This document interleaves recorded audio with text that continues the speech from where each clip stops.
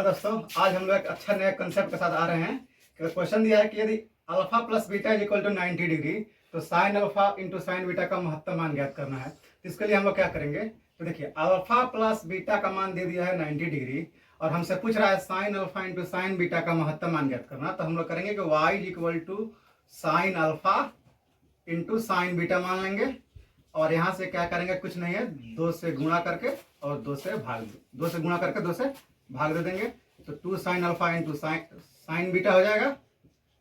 और यहाँ से डायरेक्ट फॉर्मूला लगा देंगे, 2 sign alpha into sine beta formula होता है cos alpha minus beta minus cos alpha plus beta.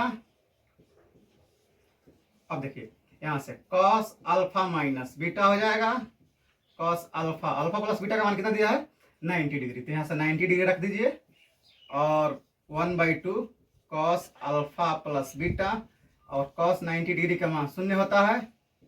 यहाँ से हो जाएगा 1/2 कॉस अल्फा माइनस बीटा। और देखिए कॉस अल्फा माइनस बीटा का मैक्सिमम जो वैल्यू होता है वो होता है 1। कितना होता है, कॉस अल्फा का मैक्सिमम वैल्यू 1 होता है, इसलिए यहाँ से 1 रख दीजिए तो 1/2 और cos alpha minus beta is equal to 1, तो यहाँ से हो जाएगा 1/2। ये होता है आंसर। एक बार देखिए, यदि alpha plus beta is equal to 90 degree हो तो हमसे पूछ रहा है sine alpha into sine beta का महत्तम मान ज्ञात करें। तो हम लोग क्या करेंगे, alpha plus beta equal to 90 degree दिया है तो sine alpha into sine beta को हम लोग वाई का फंक्शन मान लेंगे, Y is equal to sine alpha into sine beta और यहाँ 2 से गुणा करके 2 से भाग कर देंगे तो 2 sign alpha into 2 sign beta हो गया। इसका फॉर्मूला होता है cos alpha minus beta into cos alpha plus beta.